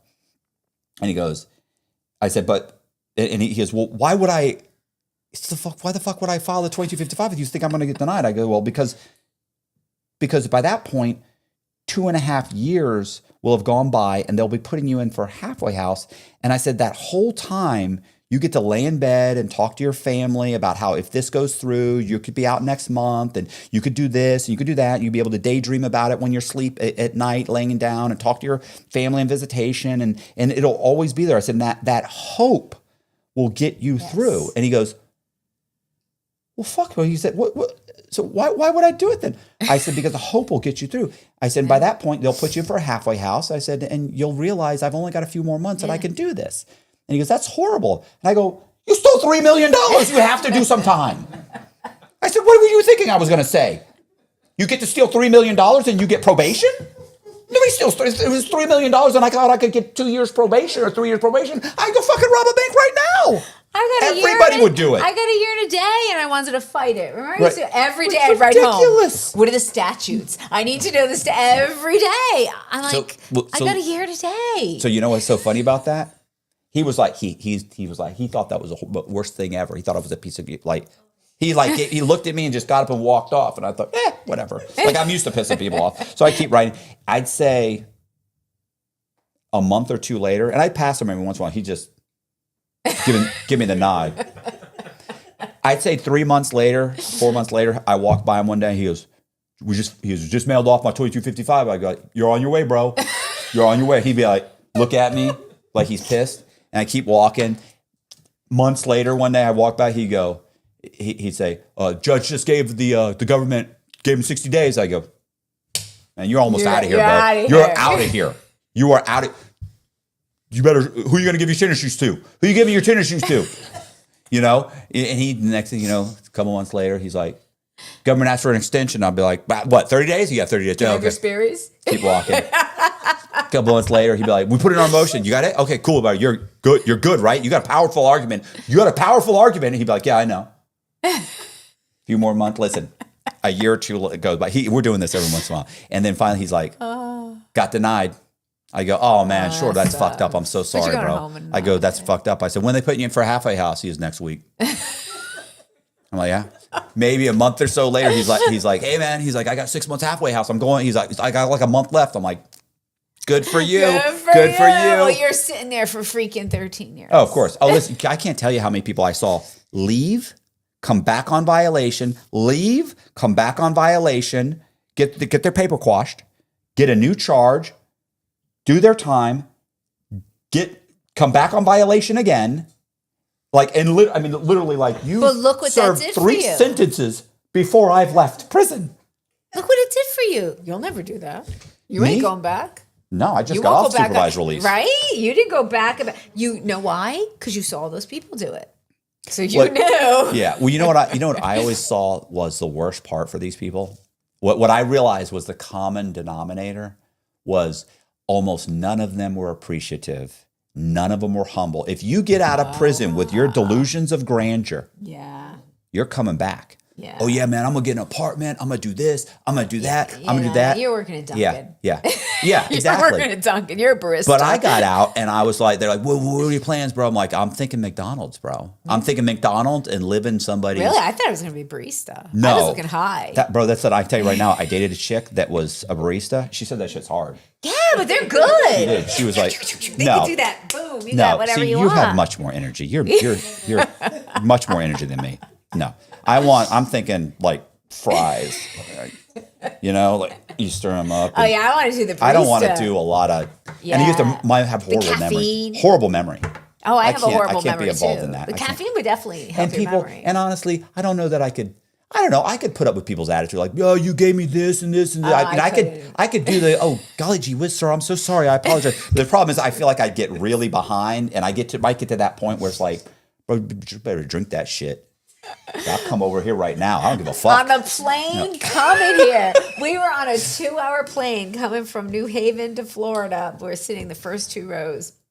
We had oh my God, the staff was laughing hysterical because there's one woman in the back. She's going, we were being too loud.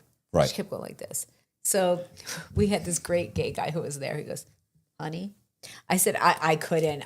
I said, I get up there right now. He goes, honey, let me get you some earbuds. Right. So for some earbuds, I was dying. I said, that wouldn't be me. I'd be like, you don't like it? Get the fuck in the back. Bond out. Did you ever hear bond out?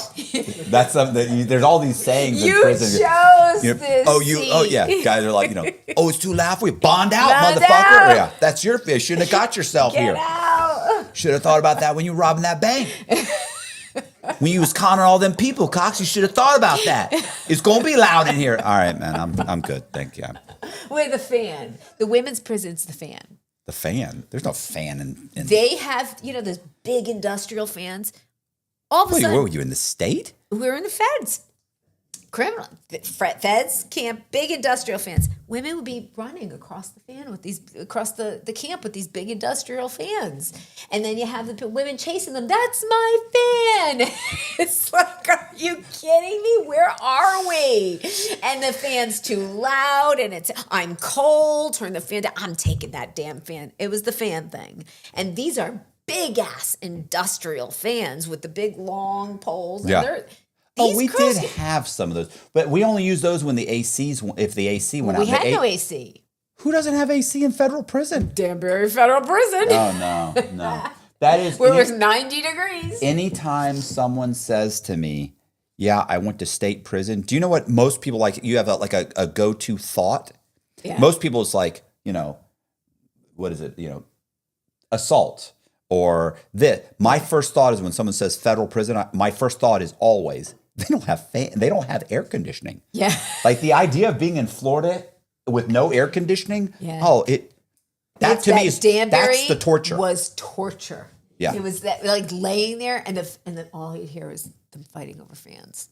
And then the fans would be good. And then of course you get the COs, I'm taking the fan away. And you're like, no, please don't take our fan away. Take the microwave. Yeah. Or that would do that with the TVs. They'd be like, we're taking the TVs. Be like, stop, bro. You're not taking the TVs. You know for a fact everybody's going to come out here screaming and hollering, playing cards. It'll make you miserable. Yeah. You're giving that back in an hour. Yeah, we had one CO. One CO to 276 women in a building that was only to be held 160. It was crazy. Bond out. We had fun. Rub some dirt in it. This is what my wife says all the time. Rub some dirt in it. We would make, we'd take the coffee and we'd make big coffee. We'd melt chocolate around it. We'd be popping coffee beans all day long. Yeah, they could make some shit in there, boy. They could make some good stuff. Like I had a buddy named, they called him, his nickname was Slow Motion because he had two hernias. I don't even want to know. He had two hernias. So he moved very slow. He had two hernias they wouldn't fix. So he moved real slow all the time. They did try and help him. Medical told him, they said, stop eating the hot sauce. And he said, I don't eat hot sauce. That helps. I don't eat, the leading cause of death in Coleman was medical. Anyways, you were in Coleman. Yeah. So slow motion would make, and we ended up calling him motion. Yeah. So we called him motion. Motion would make the best iced coffees. I mean, like Starbucks. Oh, I had the best fettuccine Alfredo I ever had. Yeah. with cremora. I had the best. Oh yeah. And you think about it now, you're like, it's disgusting. Like they would make cheesecake. Good. Yeah, they make cheesecake, and it was like, it was, and you'd be like, no, I've had enough creamer today. Yeah, I've had a bag of creamer today already. Thank you. It's disgusting, it was so good, but delicious. Yeah, with the shebangs, it'd be like they would make the crust out of cookies. Yeah, cookies and like honey. They would bake the crust and pour it and ice it and pour it in there, and you were like, I shit you not, this is a piece of cheesecake. And it was good. It was good. I could only imagine. It's better than eating the food that said not for human consumption. Yeah. That's a policy. Yeah, of course. Probably not medically sound. It's probably fine. Yeah, I'm sure it's fine. Nobody dies. For most, I think that humans for a lot of our lives have been scavengers for a lot of history. So we're probably designed for that. Oh, we're eating fettuccine Alfredo with cremora. Yeah. What kind of a scavenger? It's fine. It's fine. It's all fine. My wife was in Coleman Low when it was a low. Oh, wow. Yeah. So she was in a camp. Yeah. So she used to mow my yard. No, she didn't, did she? Yeah. Well, the guys would, when the girls were on the mower, shirts. The girls on the mowers, the guys would go up to the windows and and the guards would have to be like, they'd be, what they call them, gunning them. And they do it from a distance, then they're sniping them. But they're up close. I was gunning her, bro. I was gunning her. She was like 5 feet away. She knew what was going on. They'd hold their reg number up. Write me. And the girls would be like, yeah, I'm going to write you and go to prison. Hey, guards would be walking around saying, get away from the windows. Get away from the windows. We had this one woman who had a boyfriend down at the Danbury men's prison, and she'd send her picture down there. I'm like, you're going to get caught. You're sending your picture in your uniform. Like, you're taking a picture up here in your uniform. You're sending it down to the camp. 2 weeks later, she was gone. She was gone in Brooklyn. It's like, what were you thinking? You're sending your picture down to there. You didn't have time to take art app. No. Okay. We didn't have it in Danbury. Danbury doesn't have our app. Yeah, Danbury's got 3 prisons now. my wife did 4 years. Oh, Yeah. wow. I think she got 5.5, almost 6 years. I think she ended up doing like 4, a little over 4. That had to be hard, both of you in. Well, no, we didn't know each other. Oh, you didn't know each other I then. met her in the halfway house. Oh. I met her in the halfway house. She's the one I wore down. I wore her down. You stalked. Yeah, I You stalked her into. Okay, yeah. Yeah. Did you feel her calves the way I felt Dave's calves? No. He was planting a tree one day, and I said, your calves are really, like, I'm such a loser. Like, I'm like sitting here touching his neighbors. I'm like, yeah, I definitely am a loser.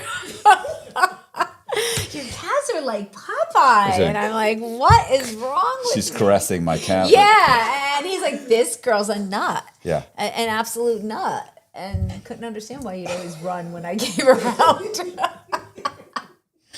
Oh, good times. Good times. Right. And now look at us. Yeah. Yeah. I was gonna say it's always funny. She'll go because we'll be laying in bed or something, or she'll every once in a while she'll sit there and we'll be on the couch. She didn't do this anymore because we got into an argument and I mentioned it, and so now she won't say it anymore. She's like, I'm not gonna say it. I was like, that's fine. We'll be doing something and she'll look and she'll go. She up until a week ago she did this. She'd go, "You're so handsome," and I go, "Remember when we were in the halfway house and you told me that you didn't date guys like me?" And she was like, "Shut up," And I'd say, "Remember that? You already told me. I make fun of guys like you. You're a city boy. I would never." You remember you said that? Never. Never. Like what I said to you the other day. Remember when you had arms? And now every day he's pumping iron. Yeah, it doesn't like, take much. It'll push you over the remember edge. that time you had arms. Women are brutal. Yeah. We do. God forbid you say something like that to her. No. You couldn't. No, I can't say anything. He can't even say, "Oh yeah, that's I have to just say you're like, what did you say?"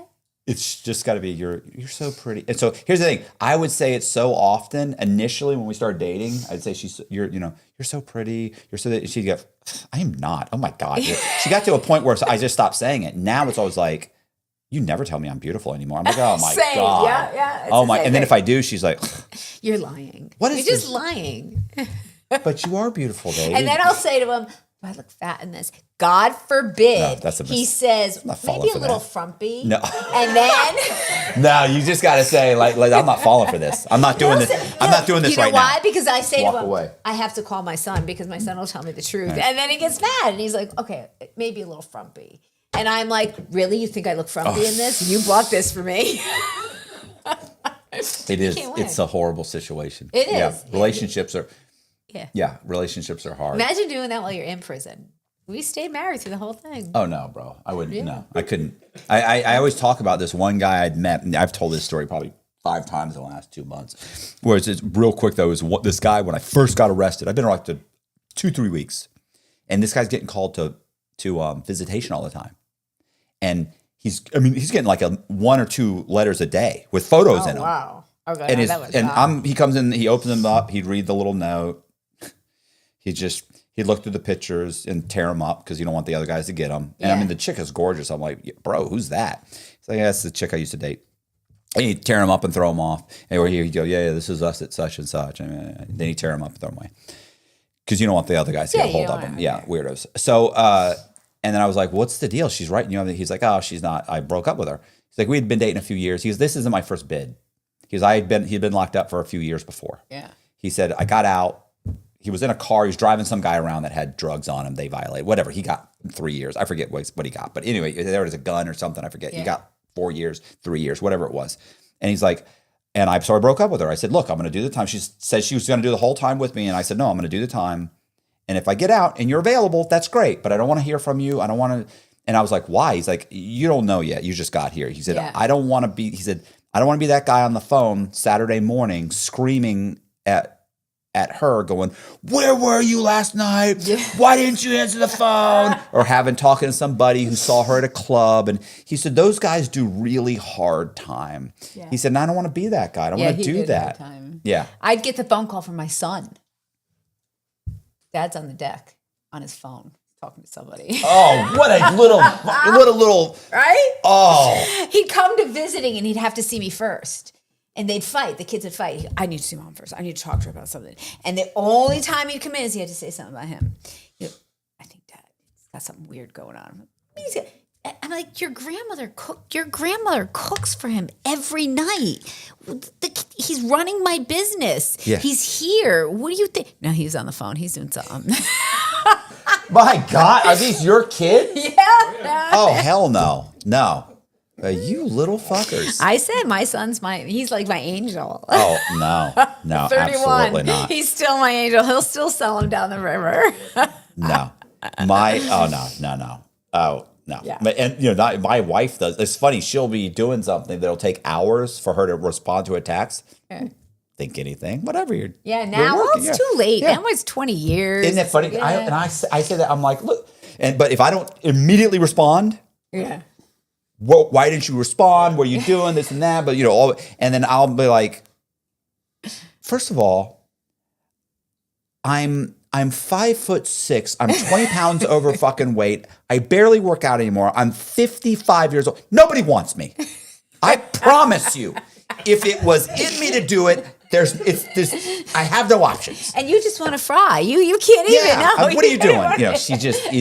It's insane. I'm like, you're an insane person. You know that? She's like, I know. Oh, we're all that way. It's, like 2 days later, she's like, she'll walk up, she'll go, the other day, you that was my period talking, right? Like, I love you. And Wait till she goes through menopause. Oh my God. Then it's even worse. I can't do it. It's even worse. The poor guy, he can't go to the post office. And I'm like, where'd you go? Yeah. It's like, I could have been dead. I could have gotten into a car drama. accident. The drama. Yeah, I'm all about the drama.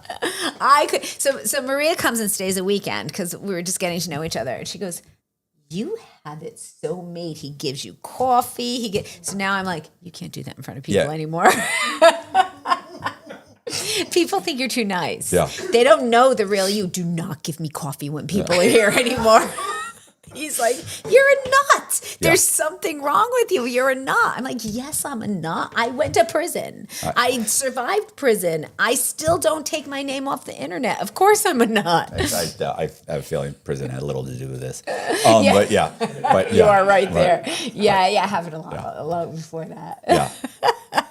It's insane. And the worst part is that I think I just laugh. Most of the time when she's doing crazy, I just start laughing. It makes her even more mad. Even more angry. You think it's funny? I think you're a little out of your mind. Yeah, I think you've been eating, crazy sandwiches. See, I'm the one who laughs at myself though. And he's like, I broke my nose. I told you that. So everybody who could see me knows my nose isn't really this fat. I'm just really I broke my nose. So I'm putting makeup on it, right? And he goes, they're gonna know you broke your nose. It's all swollen. I can't tell you. I put this much makeup on. Right. I have so much makeup on my nose right now, and I don't wear makeup. So I said to it the whole way here. I'm saying, how's my nose look? How's my nose look?